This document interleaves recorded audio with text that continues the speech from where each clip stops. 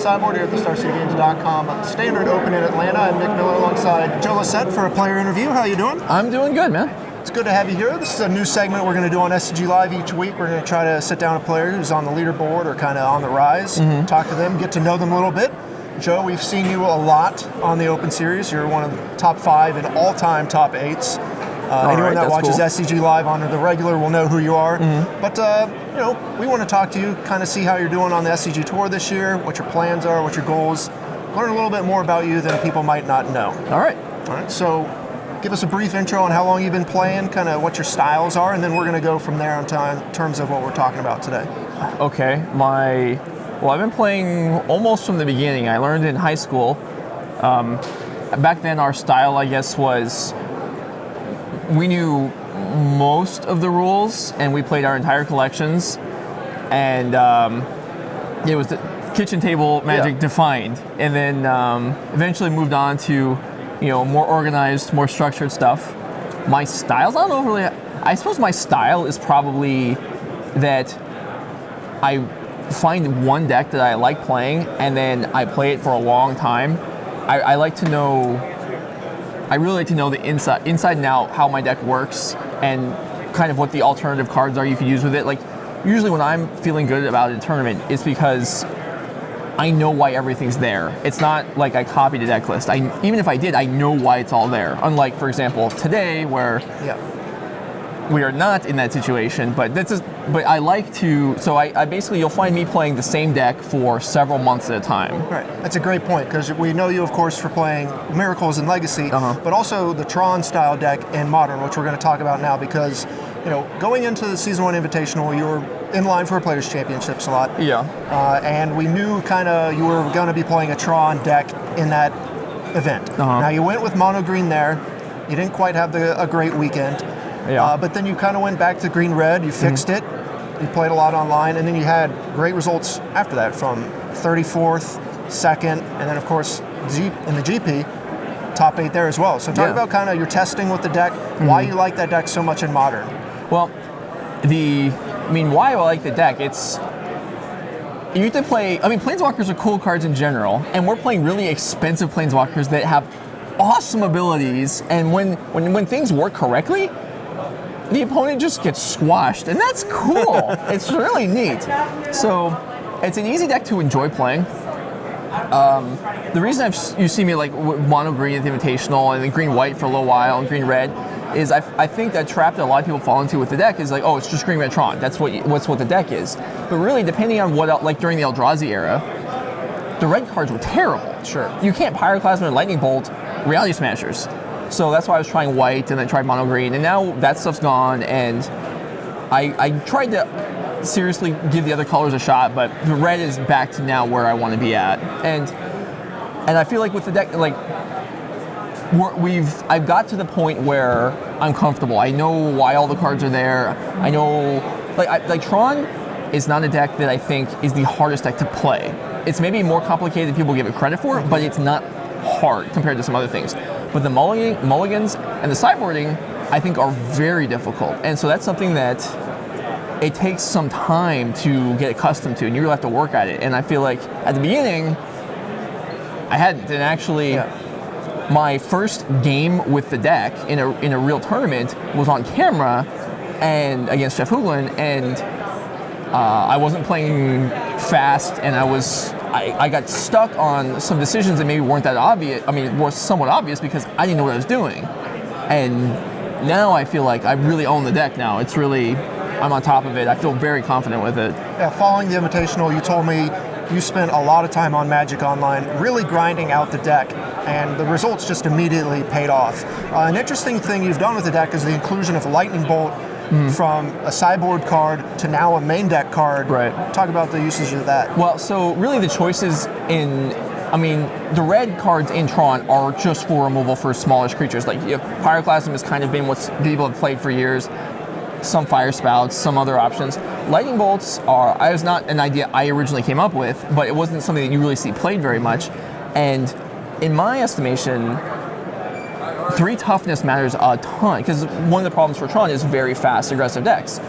And so if you're playing against Infect, all their guys have 1 toughness, but they have mutagenic growth.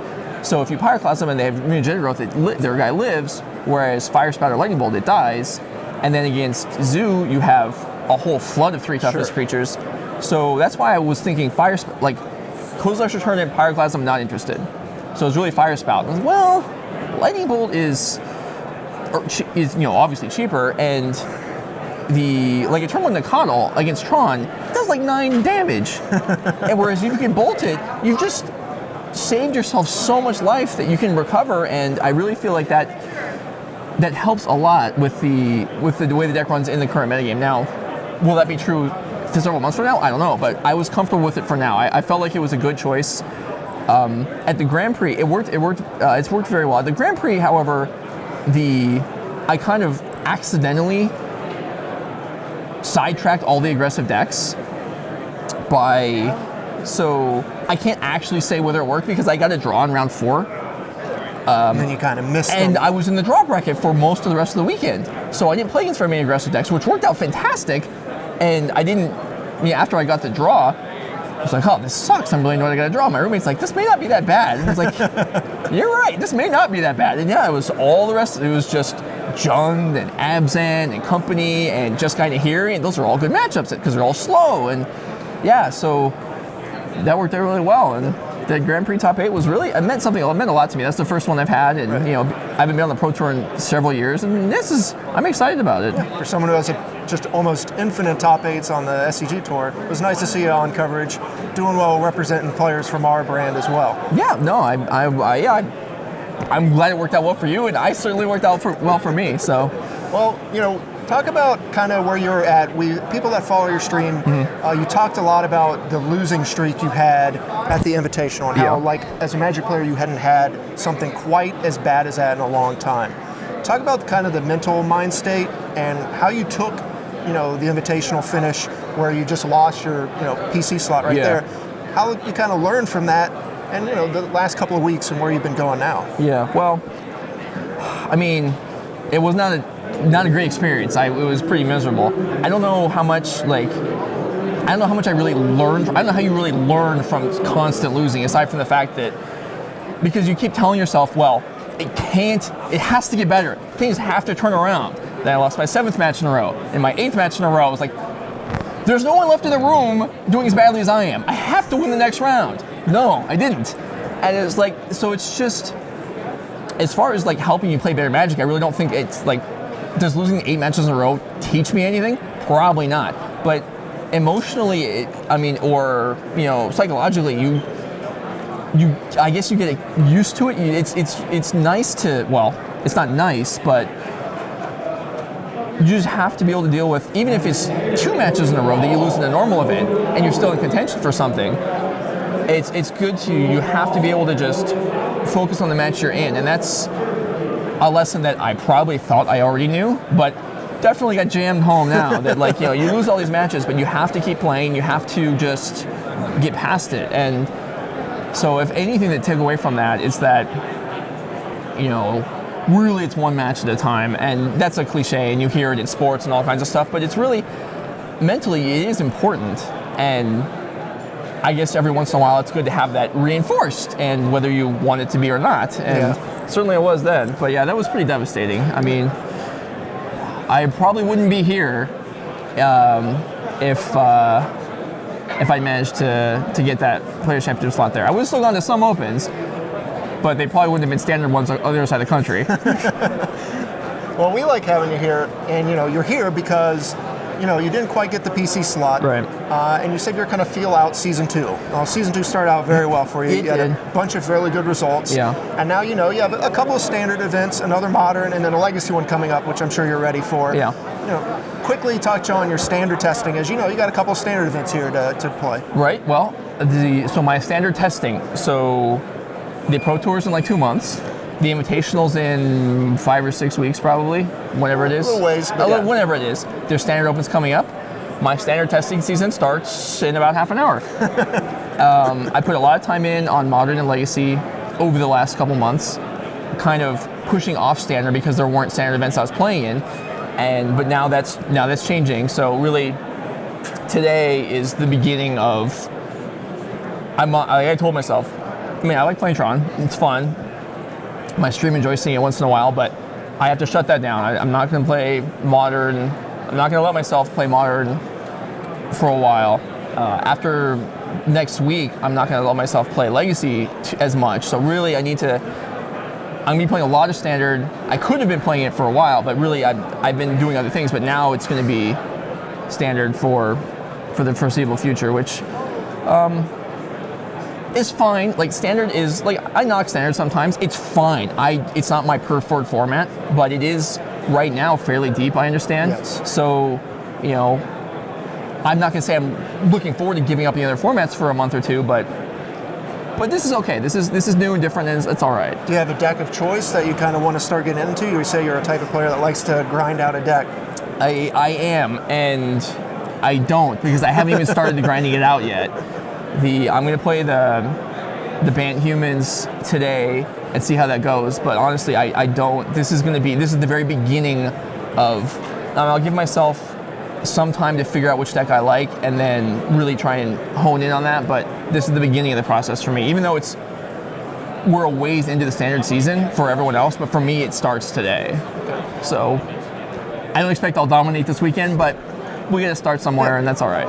You're one of the most decorated players in the SCG Tour. You know, does that really resonate with you? Do you kind of recognize that or enjoy that? And, you know, as people kind of start coming into competitive Magic and enjoy events like this, do you have any advice for them, for someone who has as much experience as you do? Well, to start with the beginning of that, I mean, yeah, I'm not gonna lie, I enjoy it. Like, when people recognize me and want to talk to me about decks or about events and stuff, like, yeah, that makes me feel good. I enjoy doing that. I definitely am aware of kind of in the background, like the comparisons to other players on the over time, like in Milwaukee, when I got second place with Tron not too long ago, it was definitely in the back of my mind that nobody has won 3 two-day opens yet, and that would have been my third if I won that last match, and that was something I wanted. Sure. I was the first with 2, and now there are a couple other people with 2, and I wanted to be the first with 3, and I still could be, but I almost had it there, and that is something I'm aware of, yeah. As far as advice for people that are new to the Open Series, that's what you asked, basically? Yeah. I mean, if you're new to playing in large-scale tournaments, I mean, there's all kinds of little things to know, like how to handle yourself in a bigger room, to pay attention to your stuff, to where things get posted, what you have to do to, you know, just be in the tournament. But as far as like playing the tournament, I mean, I think it's the same thing that applies to any other, whether you're playing F&M or pre-release or whatever it is. You know, if you want to take it serious, if you're a casual player, that's fine. If your goal isn't to win, that's okay. If you're there to have fun, like I don't mind that. But if you want to be competitive, if you want to be serious about it, you have to have a different, you know, you have to force yourself to do that. Like, this is a fun game, and it's very easy to get lost. Like, for a long time, when I was practicing, I wasn't really practicing, I was playing for fun. Right. And when you're practicing for something with a deck or for an event or just in general the format, it's different. You know, you have to focus on what you're doing and not get distracted by stuff. And it's harder at a bigger event to focus on what you're doing when there's 600 other people in the room as opposed to when there's 20. Right. And that's something that's you have to kind of, I don't know that you have to prepare for it, but you have to force yourself to do it. Like, even a couple years ago, when I already had a reasonable amount of success, but when I'm playing a match, I would be aware of what was happening on either side of me. And at some point, I told myself, this is probably not good. And so I really made an effort. I wasn't even sure if I'd be able to say, I'm going to focus on my match. And if it's not my turn and nothing's happening, I'm still going to be thinking about what could be happening.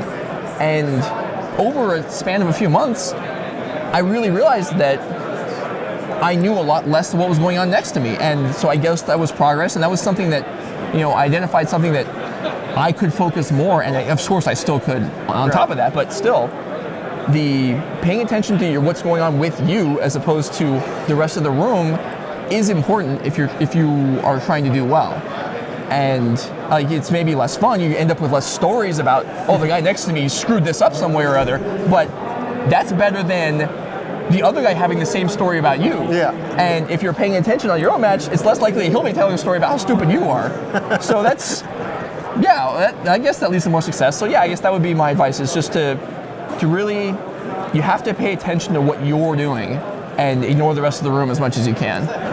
Lastly, we'll wrap up the piece kind of with things you do outside of Magic. I know you're a StarCraft fan. You kind of watch some other esports and stuff like that. What else do you do in your free time? I like to. I'm pretty into sports and also the world too. I do. It's funny. Like I do most of my sports stuff on TV or on the internet, whereas most of I actually real reading of world events, like current events and stuff. Like I'm not going to say I'm well educated on the rest of the world, but I keep pretty good track of what's going on, and that stuff is very interesting to me. Like what's going on in our country and the rest of the world. Like I spent a fair amount of time keeping up with that, and I really, several years ago, I decided, when I hear stuff that happens somewhere else, I really don't understand it, even if I can repeat it to you. And so over time of just trying to pay more, I was like, I need to pay more attention to what's going on in other places. And now I'm getting to the point where if you tell me something else that happened in some other country, there's a reasonable chance I have some context for it. And so that just takes time and effort and research. And so I pay a lot of attention to sports and also to what's going on out there. But like the NBA Finals right now, what's interesting to me about the NBA Finals this time is that I don't have a rooting interest, and I'm still tremendously interested in it. Yeah. And sometimes that's not the case. It's hard not to be interested in this. Right, yeah. But sometimes, like when your team gets knocked out, you're like, oh, okay, I don't care anymore. And that's been the case for me sometimes too. But this time, I'm really involved, and I read, I watch what's out there. I play a ton of Magic. That's clear. No, I'm interested in. I have other interests, but none that are as active as Magic, or even on the same scale. Okay. All right, we'll wrap it up. Who's going to win the NBA Finals? Man, I think the Warriors are really good. That's game one, a couple days ago, where their good players didn't play good, and they absolutely crushed them anyway. Like, I think the Warriors are so strong. Got them in 4? No, I'm sure LeBron will win a game, at least, but the Warriors are going to win. All right. Well, Joe, thanks for joining me here in the Sideboard. All right. Stay tuned to StarCityGames.com all weekend long for the action here in Atlanta.